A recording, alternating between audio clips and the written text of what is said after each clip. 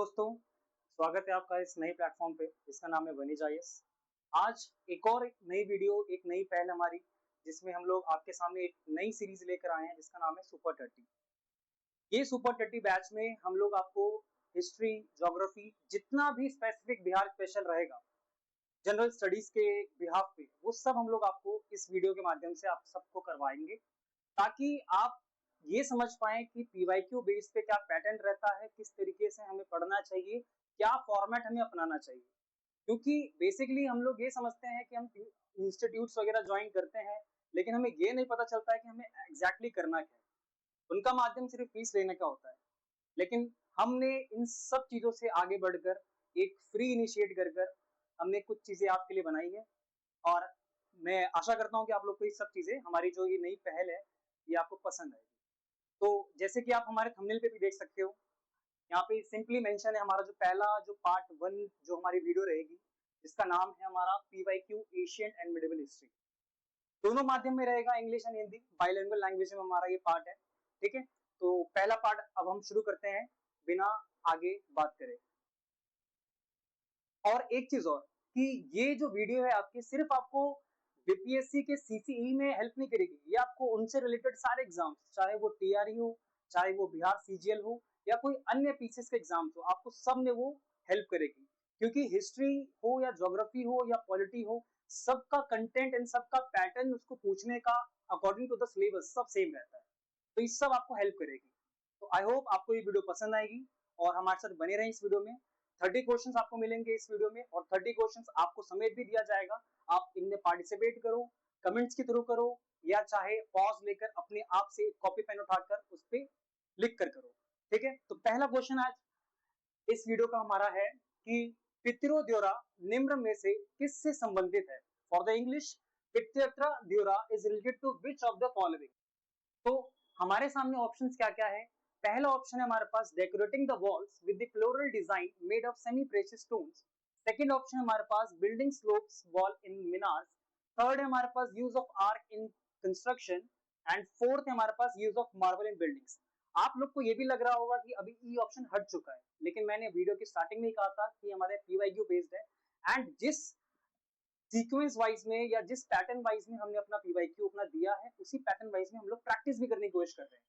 क्योंकि हमें सिर्फ क्वेश्चंस पढ़कर उसके आंसर के जवाब नहीं देने, हमें ये भी देखना है कि किस पैटर्न से बीपीएससी हमसे क्वेश्चन पूछ रहा है।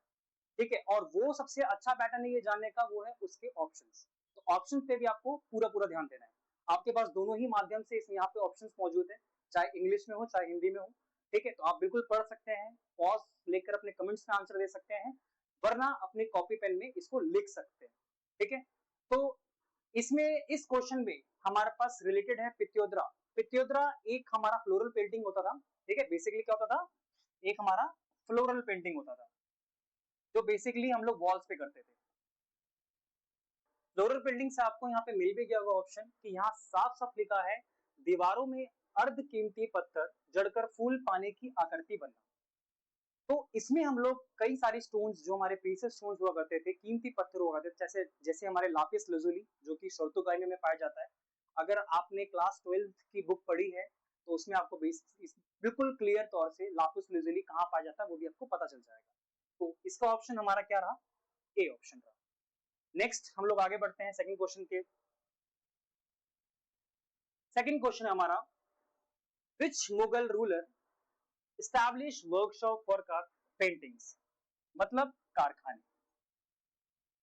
किस मुगल शासक ने चित्रकारी के लिए कारखाने बनाए थे। अभी जो मैं सोच पा रहा हूं कि आप लोग अभी क्या सोच रहे होंगे, आप लोग सीधे इस पे जहांगीर सोच रहे होंगे। इसका ऑप्शन जहांगीर है, क्योंकि हमने हमेशा पढ़ा है कि जहांगीर जो हमेशा रिलेटेबल हमेशा रहा है पेंटिंग के। एंड आप लोग को भी लग रहा होगा कि यही एक ऑप्शन होगा, जो कि सही नहीं है। क्योंकि यहां पूछा गया है कि किस मुगल रूलर ने चित्रकारी के लिए कारखाने बनाए थे, और वो सिर्फ एक था जिसका नाम था अकबर। अकबर ने कारखाने बनाए थे, और अकबर के कारखाने बनाने के साथ साथ मैं आपको इसमें कुछ और चीज बताता हूं। जैसे अकबर ने जब कारखाने बनाए थे उसका नाम था तस्वीर खाना। तस्वीर खाना, तस्वीर खाना या कारखाना दोनों ही चीज एक थी, इसको बोलने का तरीका अलग अलग था। इसके साथ साथ मैं आपको और चीजें इसमें बताऊं तो इनके फीचर्स, इनकी विशेषताएं के बारे में भी हम जान लेते हैं। जैसे इस टाइम पे जो पेंटिंग्स हुआ करती थी ना, उसमें 4 लोग हुआ करते थे, ठीक है, 4 लोग, 4 लोग, 1 से 2 लोग जो बेसिकली इसमें प्रेजेंट होते थे, उनका काम क्या होता था, उसका काम होता था ताशा, ताशा करना। दूसरा होता था आमी, और तीसरा होता था पोर्ट्रे बनाने वाला। ये चारों मिलकर सारे कामों को करते थे। आई होप आपको इस क्वेश्चन के साथ साथ में कंसेप्चुअल भी आप लोग को क्लियर हो रहा होगा। नेक्स्ट हम लोग आगे बढ़ते हैं। Next question is about in which Harappan city were the traces of ploughed field found. Ploughed field found मतलब कि जुते हुए खेतों के निशान मिले। तो ये भी हम लोग अपने हड़प्पन सिविलाइजेशन में या इंडस वैली सिविलाइजेशन में बिल्कुल पढ़ते हैं हम लोग कि क्या चीजें कहाँ मिल रही है, चाहे वो फायर अल्टार हो, चाहे वो पोर्ट्स हो, या चाहे वो हमारे प्लग फील्ड हो। तो इसका आंसर आपको मैं जितना समझता हूँ, आप बहुत इजी क्वेश्चन है। तो इसका आंसर हमारा क्या हुआ, कालीबंगन। कालीबंगन कहाँ हुआ हमारा, राजस्थान में हुआ। तो धोलावीरा कहाँ हुआ हमारा, गुजरात में हुआ। और धोलावीरा से अगर हम जानेंगे तो धोलावीरा हमारा पोर्ट सिटी था। तो पोर्ट सिटी से हमारे यहाँ पे बंदरगाह भी थे। बंदरगाह के साथ साथ जितने भी समुद्र रिलेटेड जो पर्ल्स होते थे, वहां की क्राफ्टिंग भी यहाँ होती थी। ये भी बात हमें जानना जरूरी है। नेक्स्ट हमारा मोहनजोदाड़ो, ग्रेट बाथ, चाहे सीटाडेल हो गया, ये सारी इंफॉर्मेशन हमें मोहनजोदाड़ो से मिलती है। चाहे वो ग्रेट ग्रीनरी हो गया, वो भी हमें मोहनजोदाड़ो से पता चलता है। ठीक है, और नेक्स्ट है Lothal. Lothal is like a similar of Dholavira. Dholavira की तरह लोथल भी एक पोर्ट सिटी था, ठीक है, जहां पे हमें क्राफ्ट रिलेटेड पर्ल्स के बारे में हमें यहाँ पे इंफॉर्मेशन मिलता है। Next question is very easy question, जो कि है थ्री रत्ना के बारे में या थ्री ज्वेल्स के बारे में। इसकी एक आपको अगर मैं ट्रिक बताना चाहूं, तो अगर कभी भी आपको थ्री ज्वेल्स या थ्री रत्ना याद करना है, तो पहले आपको ये पता होना चाहिए ये किसके द्वारा है। तो ये जैनिज्म के द्वारा है, ये जैनिज्म के द्वारा है। जैनिज्म के द्वारा वो चीजें हैं ये जो कि फॉलो करने के लिए हमेशा जैन धर्म में बोला गया है, जिसकी ट्रिक है KFC, K for knowledge, F for faith, C for conduct. ठीक है, तो इसका ऑप्शन हमारा क्या रहा, option C, Jainism. I hope आप सबको ये वीडियो पसंद आ रही होगी। अगर ये वीडियो पसंद आ रही है तो do like and do subscribe to our channel, क्योंकि जितना आप हमें प्यार दिखाओगे, हमें भी उतनी ही मोटिवेशन मिलेगा आगे की वीडियो बनाने का। क्योंकि हमारा मोटिव आप लोग को यही है कि आप उतनी ज्यादा इंफॉर्मेशन ले सको हमसे, हम आपको प्रोवाइड कर सके वो सारी इंफॉर्मेशन जो आपको आगामी परीक्षाओं के लिए हेल्पफुल हो। ठीक है, तो next question is about which ruler organise the fourth Buddhist council in Kashmir. Kashmir में चौथी बुद्धिस्ट काउंसिल हुई थी, ये हमें पता है, लेकिन इससे पहले मैं आपको कुछ चीजें और बताता हूँ। अगर मैं टोटल बुद्धिस्ट काउंसिल की बात करूं, तो टोटल बुद्धिस्ट काउंसिल हमारे हुए थे 6। आप बोल रहे हो सर 6 तो हमने कभी पढ़ा ही नहीं, हमने तो सिर्फ 4 पढ़ा है। लेकिन 6 में से हम इसको बांटते हैं 2 पार्ट में, एक होता है 4, एक होता है 2। 4 जो हुआ था वो हमारे भारत में हुआ था, लेकिन जो 2 जो हुआ था वो हमारे भारत म्यांमार में हुआ था। इसलिए हम लोग सिर्फ 4 पढ़ते हैं। अगर मैं आपसे 4 की भी बात करूं, तो यहाँ पे आपके पास बेसिकली यहाँ पे है, इन्हीं ऑप्शंस के थ्रू मैं आपको क्लियर करने की कोशिश करता हूँ। तो fourth Buddhist council in Kashmir किसने कराई थी, तो कराई थी राजा कनिष्क ने, जो कि कुषाण डायनेस्टी से बिलोंग करता था। कुषाण डायनेस्टी से बिलोंग करता था। कब कराई थी, 72 AD में कराई थी। ठीक है, डेट्स भी आपको याद रखने जरूरी है। आजकल क्रोनोलॉजिकल वे में भी क्वेश्चन को पूछा जा रहा है, एंड उसमें भी आप मात नहीं खाओ, यही हमारी कोशिश भी है। ठीक है, तो बिल्कुल बने रहे हमारे वीडियो में इसमें। तो नेक्स्ट 4 काउंसिल जो हुई थी, ये जो हमारी काउंसिल थी, ये थी फोर्थ काउंसिल। तो पहली, दूसरी और तीसरी कौन सी है? पहली थी हमारी अजात शत्रु के साथ, फर्स्ट काउंसिल 483 BC में, सप्त करने के। ठीक है, सेकंड थी हमारी काला अशोक के साथ। काला अशोक कौन था, Shishunaga dynasty.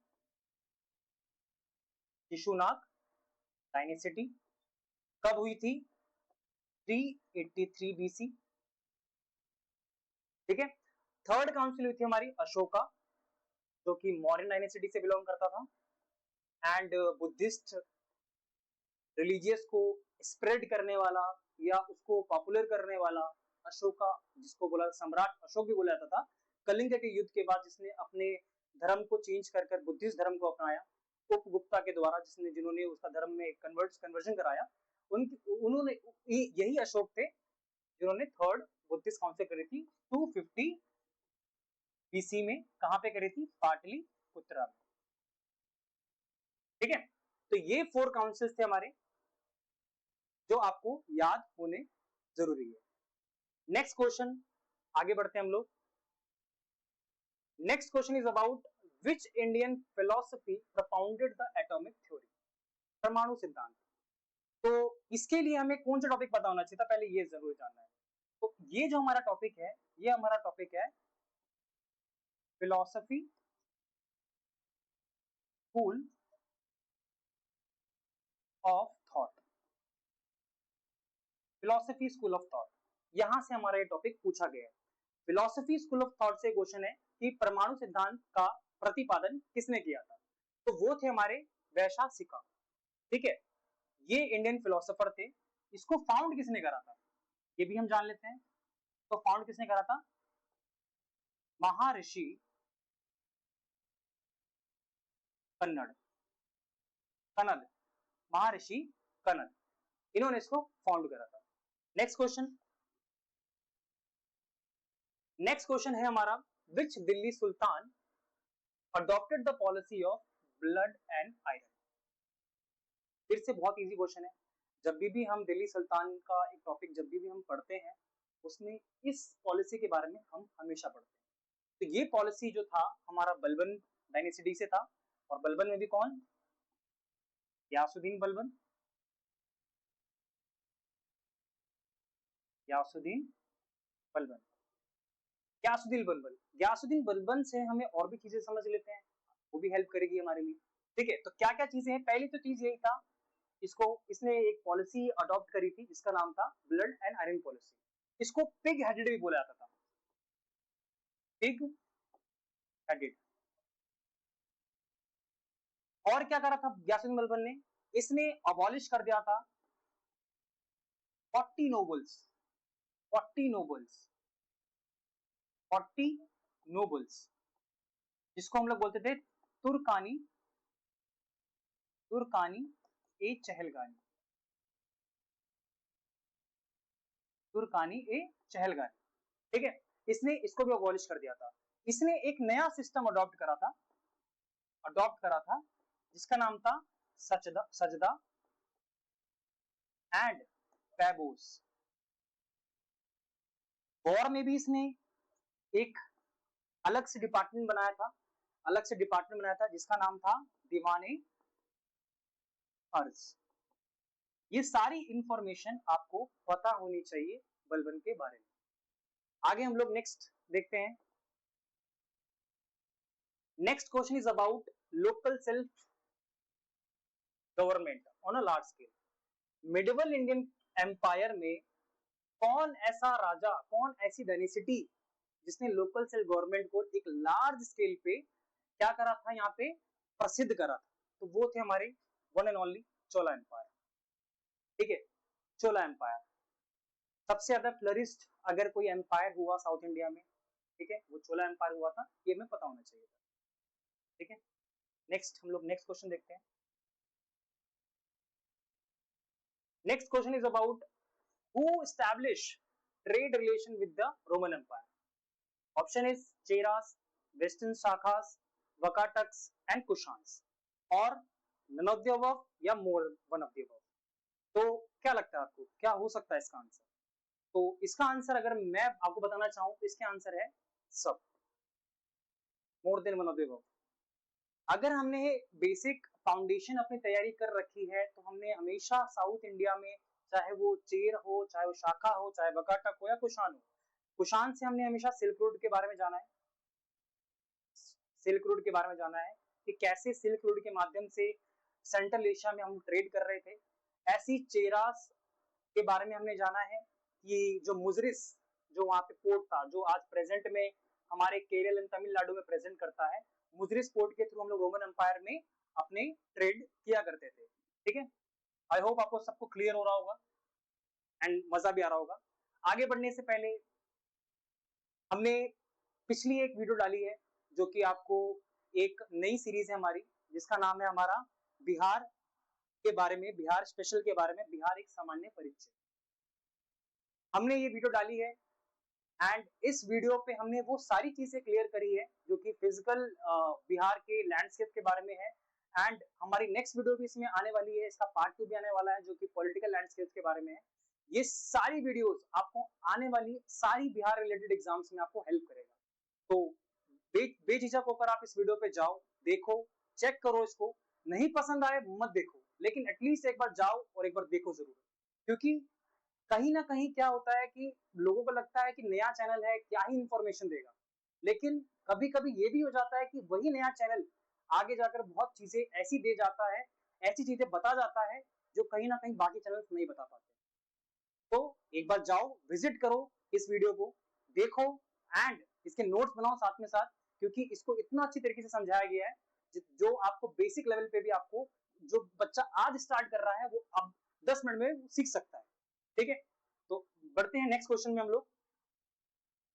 Next question is about Muslim ruler whose empire was considered दरुल इस्लाम। पहले दरुल इस्लाम क्या होता है ये समझना जरूरी है। तो दरुल इस्लाम वो पार्ट ऑफ द कॉन्फेडरेशन है जिसमें हम लोग जो मुस्लिम आइडियोलॉजी होती है, मुस्लिम आइडियोलॉजी होती है उसको प्रेफर करते हैं। मतलब कि जो लॉ होगा वो मुस्लिम लॉ होगा, जो वहां की जो सारी चीजें होगी वो मुस्लिम अकॉर्डिंग होगी, it means sharia law, sharia law के हिसाब से होगा। ठीक है, जो राजा जो प्रैक्टिस कर रहा है, जो सुल्तान जो प्रैक्टिस कर रहा है, वो according to the law, Muslim law के हिसाब से चलेगा। ठीक है, तो वो उसी एक एरिया को, उसी एक पार्ट ऑफ कॉन्फेडरेशन को हम लोग बोलते थे दरुल इस्लाम। ठीक है, अब दरुल इस्लाम कौन से एम्पायर ने अपने आप को एक कंसिडर पार्ट कर लिया था, वो था इल्तुतमिश। इल्तुतमिश अब्बादिस का जब राज्याभिषेक हो रहा था तो उसमें एक जो राजा था, एक जो सुल्तान था, सिलेब डायनेसिटी से जो बिलोंग करता था, जो कि आगे जाकर सुल्तान ऑफ दिल्ली बना, भारत का भी सुल्तान बना। ठीक है, कुतुबुद्दीन ऐबक के बाद। तो जो इल्तुतमिश था इसको पार्ट बनाया गया राज्याभिषेक का, अब्बादिस के राज्याभिषेक का, एंड उस पार्ट के बाद इसने अपने को कंसिडर कर लिया एज अ पार्ट ऑफ दरुल इस्लाम। नेक्स्ट हम लोग आगे बढ़ते हैं। Next question is about who among the following opposed the authority of the caliph या खलीफा, किसने अपोज करा था। तो अपोजिशन के मामले में या मैं बात करूं आपसे रेबेलियस राजा, ठीक है, जो कि किसी एक अपने जो मौलवी साहब होते थे उनकी भी नहीं सुनता था, तो वो एक ही थे, एक ही सुल्तान था, वो था अलाउद्दीन खिलजी। अलाउद्दीन खिलजी, अलाउद्दीन खिलजी से हमें और क्या क्या चीज जानना है। 7 बार मंगोल इन्वेजन भी हुआ था, इसके टाइम पे इन्वेजन हुआ था और 7 बार अलाउद्दीन खिलजी ने मंगोल्स को हराया था। एंड और क्या जानना है, अनपढ़ था, इलिटरेट था, इलिटरेट था ये, इलिटरेट था। एंड आपने एक बुक के बारे में या मूवी के बारे में आपने जरूर पढ़ा होगा या देखा भी होगा मूवी, जिसका नाम था पद्मावत। पद्मावत मूवी, पद्मावत मूवी जो कि एक बुक भी है जिसको लिखी थी मलिक मोहम्मद जयासी। लेकिन जानने की बात यह है कि मलिक मोहम्मद जैसी ने जब ये बुक लिखी थी, ये लिखी थी शेरशाह डायनेसिटी के पीरियड में, जो कि अलाउद्दीन खिलजी से करीबन 300 साल बाद की कहानी थी। 300 साल बाद की कहानी, 300 साल बाद उसने लिखी थी ये कहानी। ठीक है, पद्मावत। नेक्स्ट हम लोग अगले क्वेश्चन पे जाते हैं। Next question is about during whose reign did Tughril Khan revolt. Tughril Khan, अगर तुगरील खान की बात करोगे तो फिर से आपको बलबन पढ़ना पड़ेगा, बलबन पढ़ना पड़ेगा। बलबन में भी कौन, ग्यासुद्दीन, ग्यासुद्दीन बलबन। ग्यासुद्दीन बलबन ने तुगरील खान को तुगरिल खान को गवर्नर बनाया था बंगाल का। लेकिन वही होता है ना कि जब आप किसी को छूट देना शुरू करो तो छूट देने के बाद क्या होता है, वो आपके सर पे नाचने लग जाता है। वही करा इसने भी। तुगरिल खान को एक स्टेट दिया गया, उसका राज्यपाल बनाया गया, उसको अधिकार दिया गया कि तुम मेरे बिहाफ के तुम वहां पे शासन करो। लेकिन तुगरिल खान के मन में कहीं ना कहीं लालच आया। उस लालच द्वारा उसने बोला कि जब मेरे पास इतना सब मिल ही गया है तो क्यों ना थोड़ा और लिया जाए। तो उसके लिए इसने रिवॉल्ट शुरू करा। किससे रिवॉल्ट शुरू करा? रिवॉल्ट शुरू करा इसने बलबन से, गयासुद्दीन बलबन से।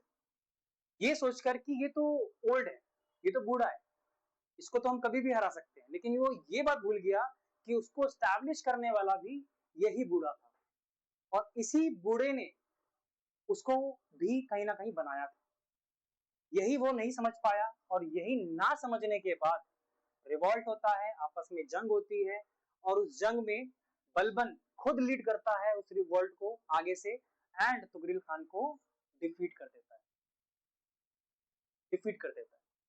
डिफीट करने के बाद वो किसी और को नहीं बनाता है दोबारा से गवर्नर ऑफ बंगाल, वो बनाता है बुगराह खान को। बुगराह खान और कोई नहीं, उनका बेटा था बलबन का, गयासुद्दीन बलबन का बेटा था, जिसको आगे जाकर गवर्नर ऑफ बंगाल बनाया जाता है। आई होप आपको वीडियो क्लियर हो रही होगी, उसके साथ साथ सारे कंसेप्ट भी क्लियर हो रहे होंगे।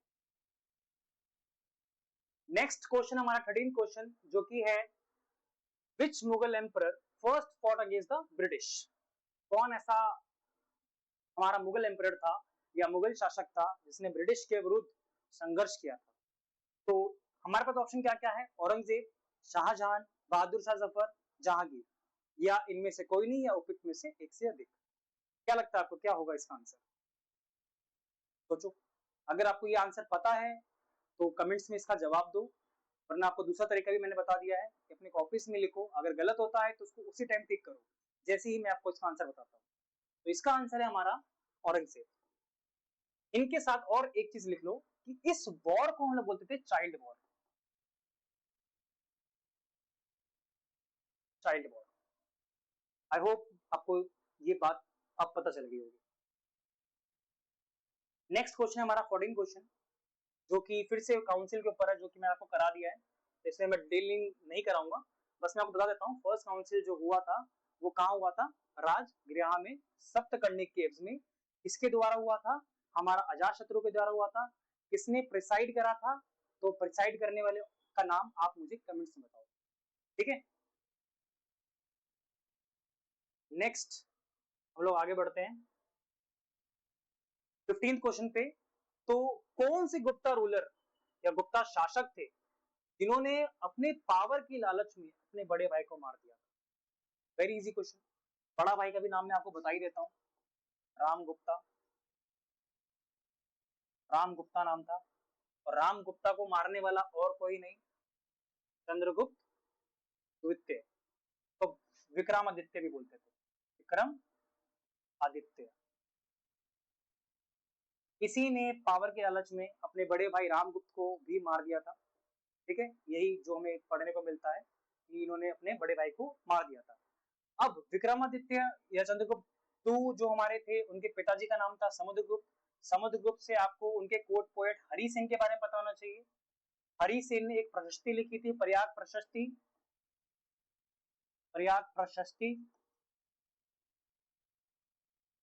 प्रयाग प्रशस्ति, अलाहाबाद इंस्क्रिप्शन भी जिसे कहते हैं हम लोग, जिसमें इसने जितने भी समुद्रगुप्त ने लड़ाइयां लड़ी थी उसकी वाहवाही का उसने उल्लेख करा है उस हमारे इंस्क्रिप्शन में, ठीक है। तो नेक्स्ट हम लोग आगे बढ़ते हैं नेक्स्ट क्वेश्चन में। नेक्स्ट क्वेश्चन है हमारे पास मैच द फॉलोइंग का, ठीक है। आपको मैच करना है एशियन इंडियन सिटी साइट्स को आज के प्रेजेंट डे स्टेट के साथ, ठीक है। तो अगर मैं आपको इसकी बात करूं तो बेसिकली आप एक ऑप्शन तो कहीं ना कहीं समझ गए होंगे, ठीक है, जहां आज के टाइम पे लॉयल भी हमें मिलता है, वो है गिरनार। और गिरनार कहाँ है? गुजरात, ठीक है। अगर आपने सतवाहना डायनेस्टी पढ़ा है कि दो कैपिटल हुआ करती थी, उसमें से एक कैपिटल यहाँ पे हमारे पास है प्रतिष्ठाना। और प्रतिष्ठाना कहाँ हुआ? हमारा महाराष्ट्र, ठीक है। ऐसे ही कर्ण सुवर्णा, कर्ण सुवर्णा नाम से ही जिसमें सोना आ रहा है, और सोने से हम लोग सीधा कहाँ चले जाते हैं, ये बताओ।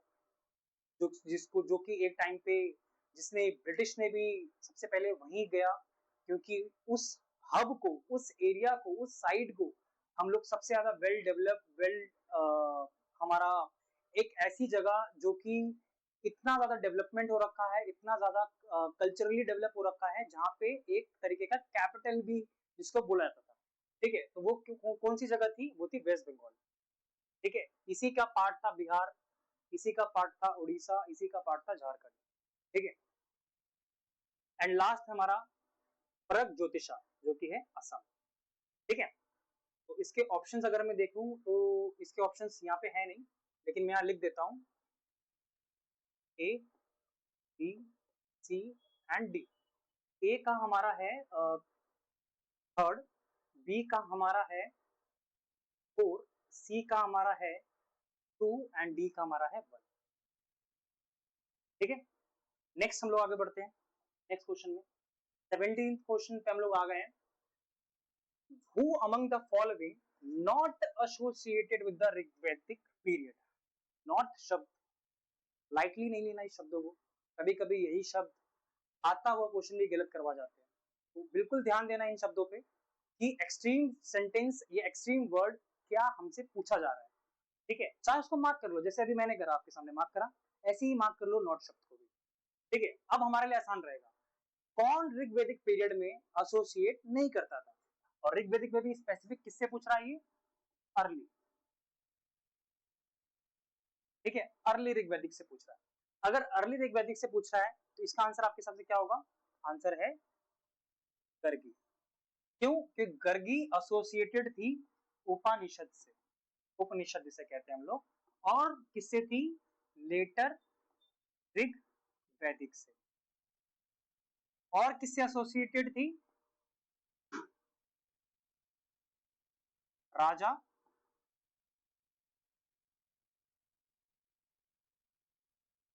राजा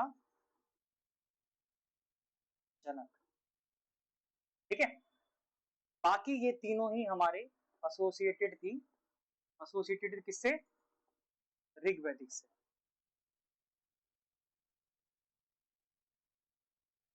होप आपको क्लियर हो रहा होगा, सब सारे सारे कंसेप्ट आपको क्लियर हो रहे होंगे। और मैं दोबारा आपको कह रहा हूँ, ये वो सारे क्वेश्चन है जो कि प्रीवियस ईयर में हमसे पूछे गए हैं। ठीक है, मेरा मोटिव इस सीरीज को चलाने का सिर्फ यही है कि आप प्रीवियस ईयर के थ्रू आप सारे क्वेश्चंस को एनालाइज करो, उनके ऑप्शंस को एनालाइज करो, एक पैटर्न समझो कि हमसे क्या पूछा जा रहा है हर एक साल, हर एक टर्म में। ठीक है, क्योंकि यही आपको तरीका है, यही आपको समझना पड़ेगा कि यही एक रास्ता है जिसके थ्रू आप एग्जाम को क्लियर कर सकते हो, उसके पैटर्न को समझकर। ठीक है, तो नेक्स्ट क्वेश्चन है हमारा 18th क्वेश्चन। 18th क्वेश्चन है हमारा event and place associated person, ये बताना। तो चोला गंगम लेक, चोला गंगम लेक, यहाँ पे अगर मैं ऑप्शन के भी समझ, मतलब ऑप्शन से भी अगर मैं समझना चाहूँ तो वो बड़े आसान से मैं सारी चीजें समझ सकता हूँ, अगर मेरे पास इसका, हाँ मेरे पास इसका ऑप्शन है। तो चोला गंगम लेक, सीधे चोल पे चले जाएंगे, सीधे चोल पे चले जाएंगे, और चोल डायनेसिटी से बिलोंग करने वाला एक ही राजा यहाँ पे मुझे दिख रहा है, एक ही पर्सन मुझे दिख रहा है, वो है राजेंद्र वन। राजेंद्र वन मतलब कि ए का थ्री, ए का थ्री, ए का थ्री कट कर दो, इसे कट कर दो, यहाँ पे मुझे मिल गया ए का थ्री, यहाँ पे मुझे ए का थ्री मिल गया, यहाँ बी का फोर है, यहाँ बी का फोर है, मतलब कि यहाँ मेरा क्या होगा, बी का फोर होगा। वैसे भी इजी क्वेश्चन था, दम्भ महामंत्र अशोका के द्वारा ही था, जो उसके हमारे पास जो 18 शिलालेख थे, पत्थर वाले शिलालेख, रॉक इंस्क्रिप्शन थे, उसमें हमारा मेंशन था।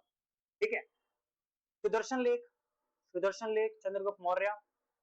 ठीक है, और असेंबली एट प्रयाग हमारा कौन था, हर्षवर्धन, हर्षवर्धन। ये ऑप्शन काट दिया था हमने, ये ऑप्शन काट दिया था, ए का थ्री, ए का थ्री, बी का फोर, बी का फोर, और हम लोग जब यहाँ पे आए थे डी का हमारा था फर्स्ट, तो एक ही ऑप्शन हमें मिल गया यहाँ पे डी का फर्स्ट में,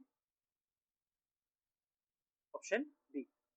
ठीक है, नेक्स्ट हम लोग आगे बढ़ते हैं। 19th क्वेश्चन तक हम लोग पहुंच गए हैं, टोटल 30 क्वेश्चन हमारे पास। तो कौन सा रूलर ऐसा है जिसने रूल करा था longest period of time, longest period of time. दोबारा ढंग से क्वेश्चन को पढ़ो, यहाँ पे पूछा है रूलर के बारे में, ना कि डायनेसिटी के बारे में। और रूलर के बारे में पूछा है तो इसका आंसर है हमारे पास बहलूल लोदी। ठीक है, बहलूल लोदी, जिसने करीबन करीबन 39 ईयर्स तक रूल करा था, 39 ईयर्स तक रूल करा था। लेकिन कभी आपसे डायनेसिटी के बारे में पूछा जाए, डायनेसिटीज के बारे में पूछा जाए, तो एक ही डायनेसिटी थी जिसने करीबन 94 ईयर्स तक रूल करा था हमारे भारत पे। वो कौन सी थी? वो थी आपकी Tughlaq dynasty, Tughlaq dynasty. And Tughlaq में भी कौन था? फिरोज शाह तुगलक। नेक्स्ट क्वेश्चन है हमारा 20th क्वेश्चन, जो कि बात कर रहा है क्रोनोलॉजिकल ऑर्डर के बारे में। ठीक है, क्रोनोलॉजिकल ऑर्डर के बारे में कौन कौन से डायनेसिटीज है हमारे पास? सुंगा, मौर्य, कुषाण एंड कन्वा। ये 4 डायनेसिटीज हमारे पास मेंशन है। इन 4 डायनेसिटी से आपसे से क्रोनोलॉजिकल इवेंट्स वाइज लगाने हैं कि कौन किसके बाद आया। तो सबसे पहले तो मौर्य डायनेसिटी, बिना कुछ सोचे बिना कुछ समझे। मौर्य डायनेसिटी के बाद उसके जो गवर्नर हुआ करते थे जिसका नाम था पुष्य मित्र सुंगा, जो कि एक ब्राह्मण लीनियज से बिलोंग करते थे। उन्होंने इनके आखिरी जो मौर्य डायनेसिटी के किंग थे उसको मारकर अपनी एक नई डायनेसिटी की स्टैब्लिशमेंट करी, जो थी सुंगा, मतलब फर्स्ट एंड सेकंड। सुंगा के बाद जो नेक्स्ट डायनेसिटी आई वो थी कन्वा। ठीक है, जिसमें थे Vasudev Kanva. It means this is third and the last is Kushan dynasty. ठीक है, तो इसका ऑप्शन हुआ 2143, 2143। देखते हैं 2143, ऑप्शन बी। आई होप आप सबको क्लियर हो रहा होगा। नेक्स्ट आगे बढ़ते हैं हम लोग। नेक्स्ट अपना 21st क्वेश्चन में, जो कि है which of the following works was not written by Tulsidas. Tulsidas द्वारा क्या लिखा हुआ नहीं था? विनय पत्रिका लिखी गई थी, गीतावली लिखी गई थी, कवितावली लिखी गई थी, साहित्य लहारी या साहित्य लहरी ये लिखी थी सूरदास ने। ठीक है, नेक्स्ट क्वेश्चन 22nd क्वेश्चन है हमारा, जो कि है मॉन्यूमेंट्स और उनको बनाने वाले शासकों के बारे में। तो पहला है काबुली बाग मॉस्क। काबुली बाग मॉस्क बनाया गया था बाबर द्वारा, बाबर द्वारा बनाया गया था। क्यों बनाया गया था? जब लोधी को डिफीट करा था। ठीक है, इसलिए काबुली बाग बनाया गया था। 2.5 दिन का झोपड़ा कौन बनाया था? कुतुबुद्दीन ऐबक बनाया था। क्यों बनाया था? किसके दिशा निर्देश बनाया था, ये हमें जाना जरूरी है। ठीक है, तो किसका दिशा निर्देश में बनाया था? ये बनाया था गौरी, जिसका स्लेव कुतुबुद्दीन ऐबक था। ठीक है, अब देखते थोड़ा इसमें ही जोड़ के कि क्या इसमें ऑप्शंस हमारे मिल रहे हैं। ठीक है, तो ए का हमारा है, ए का हमारा है 4 एंड बी का हमारा है 1। ए का 4, बी का 1, ए का 4, बी का 1। तो ये ऑप्शन काट दो, सी ऑप्शन बी काट दो। ये मिला, ये हमें मिल गए। ठीक है, बाकी दो ऑप्शंस क्या थे, क्या क्या थे हमारे पास? एक था अलाहाबाद का फोर्ट, एक था टॉम्ब ऑफ इदमाद। अलाहाबाद का फोर्ट और टॉम्ब ऑफ इदमादुद्दौला। इदमादुद्दौला जो था वो किसने बनाया था? वो बनाया था हमारा नूरजहां। और अलाहाबाद फोर्ट हमारा बनाया था Akbar.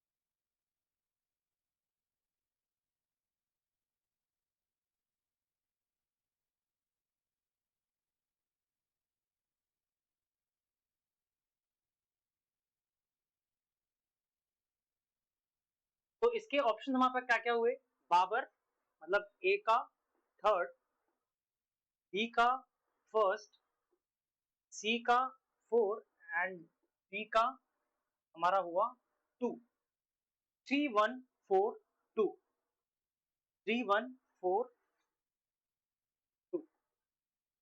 This is the option of this question. Next question is about which Buddhist council was not held in Bihar. Very easy question. Direct बता देता हूँ, फोर्थ. क्यों? क्योंकि ये कश्मीर में हुआ था. कश्मीर में हुआ था. कब हुआ था? 72 AD में हुआ था. किसने कराया था? कुषाण डायनेसिटी से बिलोंग करता था, जिसका नाम क्या था? कनिष्क. कनिष्क. किसने प्रिसाइड करा था? अश्वघोष और वासुमित्रा डिसाइड करा था. ठीक है, आया आपको समझ में? अब नेक्स्ट क्वेश्चन, 26 क्वेश्चन है कि कौन आचार्य नहीं थे नालंदा विश्वविद्यालय के? कौन नहीं थे? Very easy question. Answer is Kautilya. क्योंकि ये किससे एसोसिएट थे? ये तक्षशिला यूनिवर्सिटी से associate.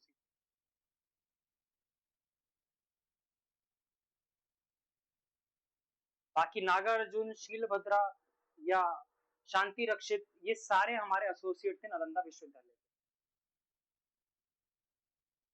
27th question, famous Buddhist monastery founded.